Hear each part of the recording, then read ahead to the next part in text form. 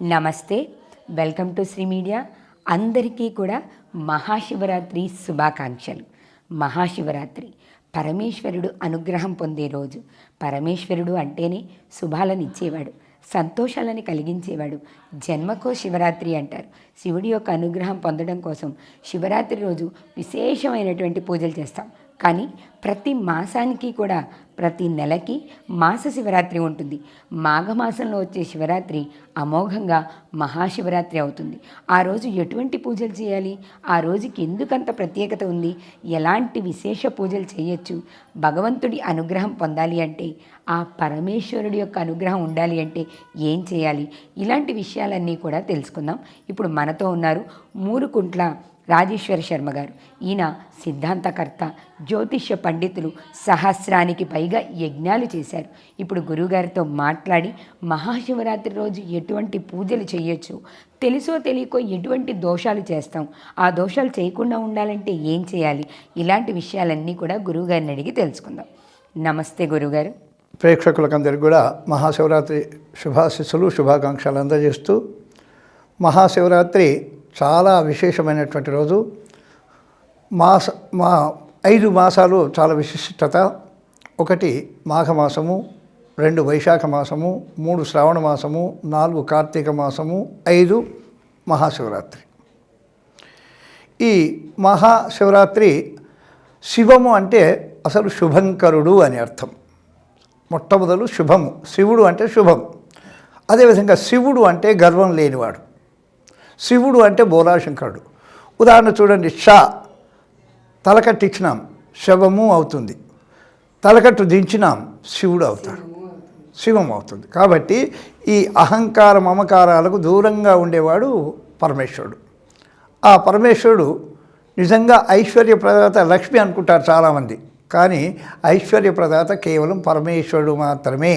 మరి మనకు ఉండటానికి వసతి కల్పించి వారు శ్మశానంలో ఉంటున్నారు పరమేశ్వరుడు.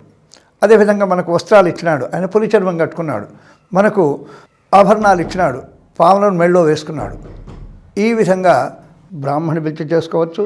లేదు, నీళ్లు తీసుకొని అలంకార ప్రియో విష్ణు, అభిషేక ప్రియో శివ, నమస్కార ప్రియో భాను.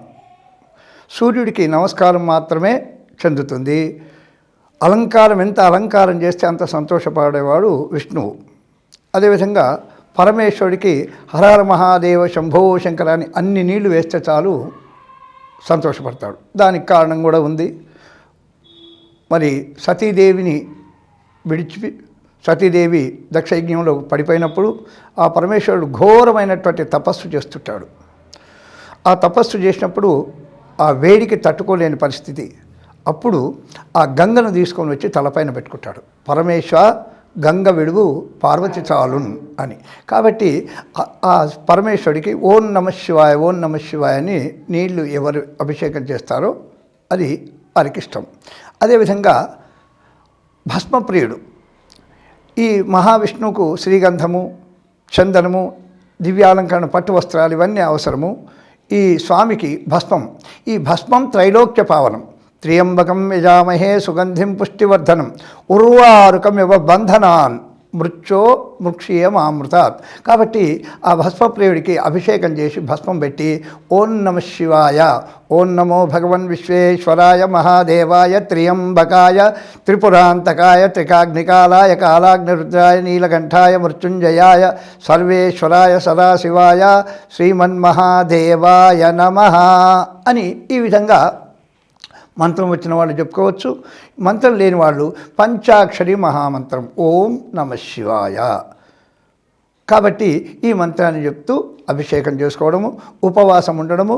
ఈ ఉపవాసాలలో 3 రకాలు ఉంటాయి. ఈ 3 నిర్జలంగా అంటే కనీసం ద్రవ పదార్థం కూడా తీసుకోకుండా ఉండే ఉపవాసం ఒకటి.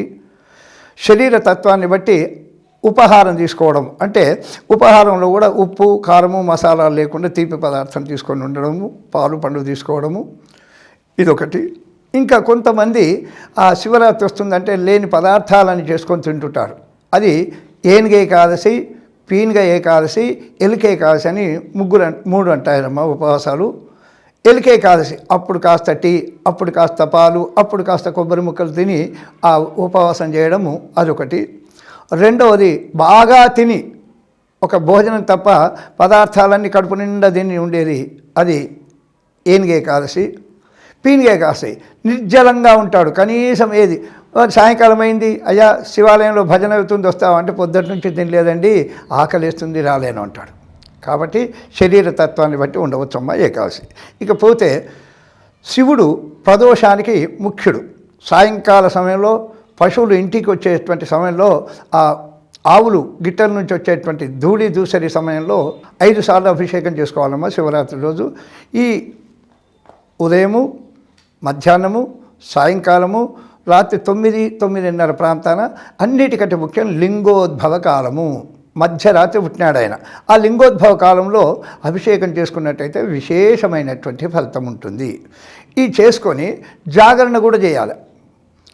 ఈ జాగరణ కూడా ఎలా చేస్తామంటే పేకాటాడుతో, సినిమాలు చూస్తూ, ముచ్చట్లు పెడుతూ కాకుండా కేవలము ఆ పంచాక్షరి మహామంత్రాన్ని మననం చేస్తూ, నామస్మరణ చేస్తూ, లేదా ఆధ్యాత్మిక కార్యక్రమాలలో పాల్గొంటూ, శివపురాణం మొన్ననే ఈ మధ్యన శివపురాణం గురించి చెప్పడం జరిగింది హిట్ టీవీలో. ఆ శివపురాణాన్ని చదువుతూ శివుని యొక్క కథలను వింటూ భక్తి మార్గంలో తెల్లవారే వరకు ఉండాలి జాగరణ. ఈ జాగరణ చేసిన తర్వాత ఉదయం మళ్ళీ స్నానం చేసి శివుడికి అభిషేకం చేసి అప్పుడు భోజనం తీసుకోవాలి, ఆహారం తీసుకోవాలి. ఇది శివరాత్రి అనుభవం. ఈ శివరాత్రిలో రోజు అన్నిటికంటే ముఖ్యము బిల్వం. ఈ బిల్వము శివునికి ప్రత్యక్షంగా అక్కడికి వచ్చేది. త్రిదళం త్రిగుణాకారం త్రినేత్రం చ త్రియాయుధం త్రిజన్మ పాప సంహారం ఏక బిల్వం శివార్పణం. ఈ 3 బిల్వాలు అశ్చిద్రై కోమలై శుభై. మరి మనకి ఎలాంటి వస్తువులు వాడుతున్నామో, శుభ్రమైన వస్తువులు, ప్రశాంతమైన వస్తువులు ఏ విధంగా వాడుతున్నామో ఆ శివుడి పూజకు కూడా అలాంటివే వాడాలి. మొదటి రోజు దింపినటువంటి బిల్వం తెల్లవారి పనికిరాదు పూజకు. తర్వాత ఆ బిల్వాన్ని కూడా బోర్ల వేయాలి, ఇలా వేయాలి. అది 3 ఆకులు ఉన్నది వేయాలి. అశ్చిద్రై రంధ్రాలు ఉండకూడదు. కోమలై బాగా ముదురు బిల్వాలు వాడకూడదు. తవ పూజ నీ పూజ కోసం నేను ఉపయోగిస్తున్నానని బిల్వార్చన చేసేవాళ్ళు ఉన్నారు. మరి రుద్రాభిషేకము నమకచమకాలతో ఏకరుద్రము, ఏకాశరుద్రము, మహాన్యాసపూర్వక రుద్రాభిషేకము, అతిరుద్రము, మహారుద్రము చేసేవాళ్ళు ఉన్నారు.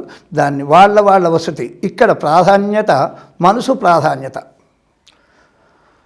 శ్రీరామ రామ రామేతి రమే నామే మనోరమే సహస్రనామ తత్తుల్యం రామనామ వరాననే. ఏమండి, నేను 3 గంటల నుంచి జపం చేస్తున్నానంటే లాభం లేదండి. 3 గంటలలో నువ్వు చేస్తున్నావు, కానీ నీ మనస్ఫూర్తిగా చేస్తున్నావా? మనోవాక్కాయ కర్మలతో ఒక మాల చేసినా అది 10 మాలలతో సమానం. ఓ నమ శివాయ అంటూ వాడు వచ్చాడో లేదో, వీడు పోయినాడో పోదో అది కాదు. కేవలము ఆ నిరంతరము మనసులో ఆ శివుని ధ్యానిస్తూ, మరి క్రియ చేతులతో చేతులారంగా శివుని పూజింపడేని, నోరు నవ్వంగా హరికీర్తి నుడవడేని, దయవి సత్యంబు లోనుగా తెలపడేని, పుట్టనేటికి తల్లుల కడుపు చెట్టు. కాబట్టి ఆ విధంగా శివనామస్మరణ చేస్తూ ఆ మహాశివరాత్రి విశేషం ఏంటంటే అన్ని పండుగలే. ఉదాహరణ, ప్రతి సంవత్సరం పుట్టినరోజు వస్తుంది, కానీ 25 సంవత్సరాలు చేసుకునేది ఒక విశేషం. 60 సంవత్సరాలకు చేసుకునేది అంతా మంచి వాళ్ళే, కానీ విశేషమైనటువంటిది మాసశివరాత్రి కాకుండా ఈ 12 మాసశివరాత్రులు వస్తాయి. మహాశివరాత్రి మాఘమాసంలో చతుర్దశి రోజు వచ్చేటువంటిది మహాశివరాత్రి అంటారు. ఈ సంవత్సరము మార్చి 8వ తేదీ శుక్రవారం నాడు వస్తుందమ్మా. ఈ మహాశివరాత్రి ఎవరైతే ఆచరిస్తారో వాళ్లకు పార్వతీ పరమేశ్వరుల అనుగ్రహం ఉంటుంది. వాగర్ధావ్యవ సంపృక్తౌ వాగర్ధ ప్రతిపత్తయే జగతౌ పితరౌ వందే పార్వతీ పరమేశ్వరవు. కాబట్టి సంపూర్ణ అనుగ్రహ కరుణాకటాక్షాలు ఇవ్వాలంటే మీరు ఇంతకుముందు ప్రశ్న చేసినారు, బోరాశంకరుడు తాను ఏ వరం ఇస్తాడో తనకే తెలియదు. శివ అంటే చాలు నేనున్నాను అని, తనకు ఏ బాధలు కలిగినా సరే, ఏమైనా సరే. మనకు ఉదాహరణ భస్మాసురుడిని తీసుకోవచ్చు. భస్మాసురుడు ఓం నమ శివ శివభక్తుడు, బ్రహ్మాండమైనటువంటి శివుణ్ణి ఆరాధించి వరం పొందినాడు. ఎవరి తలపైన చేయి పెడితే వాడు భస్మం కావాలని. మరి భస్మాసురుడు ఏం చేసినాడు? ఈ వరం పొందిన తర్వాత ఇది నిజమా కాదా అని ఆ శివుడిపైనే తలపైనే పెట్టడానికి ప్రయత్నం చేసినాడు. కాబట్టి అలా కాకుండా నిరంతరం కామ్ కర్తే రహో నామ్ జప్తే రహో, నిరంతరము ఆ శివరాత్రి రోజు చేయవచ్చు. ఆ శివరాత్రి ఉదయం బ్రాహ్మీ ముహూర్తంలో లేచినప్పటి నుంచి తెల్లవారి అమావాస్య రోజు తెల్లవారి ఉపవాస దీక్ష అయిపోయేంతవరకు కూడా ఓం నమ శివాయ తప్ప ఇంకేది పలకకుండా ఉన్నటువంటి వాళ్ళకు సామ్రాజ్యము మోక్షం కలుగుతుందమ్మా. బ్రహ్మ సృష్టికర్త, విష్ణువు పాలనకర్త, పరమేశ్వరుడు లయకర్త. ఏమండి, లయకర్తనే ఎందుకు పూజించాలి? పుట్టినవాడికి గిట్టక మానరు కాబట్టి అది మోక్షానికి తీసుకెళ్లేవాడు పరమేశ్వరుడు, కైలాసానికి తీసుకెళ్లేవాడు పరమేశ్వరుడు. మరి కాబట్టి ఆ శివుణ్ణి ఆరాధించినట్టయితే యముడికి భయపడాల్సిన అవసరం లేదు, ఏ గ్రహాలకు కూడా భయపడాల్సిన అవసరం లేదు. కాబట్టి శివారాధన మహాశివరాత్రి రోజు చాలా చాలా చాలా విశేషము. ఆ శివరాత్రిని మీరందరూ కూడా ఆచరించి ధన్యులు కావాల్సి, మరి శివానుగ్రహ పాత్రలు కావాల్సిందిగా మరొకసారి శ్రీ మీడియా వారికి వారి ద్వారా అందరి భక్తులకందరూ కూడా తెలియజేస్తున్నాను. ధన్యవాదాలు గురుగారు. శుభం భూయాతమ్మ. చూశారు కదా, శివరాత్రి రోజు బ్రాహ్మీ ముహూర్తంలో లేచి అప్పటి నుంచి కూడా శివారాధన చేస్తూ మనకి తోచిన విధంగా గురువుగారు చెప్పారు, ఏ పద్ధతుల్లో ఆ పరమేశ్వరుని పూజించవచ్చు, ఆ రకాల పద్ధతుల్లో మీకు తోచిన విధంగా, మీకు అనువుగా ఉన్న విధంగా, కర్మలో లోపం లేకుండా మరో రోజు ఉదయం వరకు కూడా ఉపవాస జాగరణలు చేస్తూ ఉపవాసం విరమించిన తర్వాత శివారాధన చేయాలి.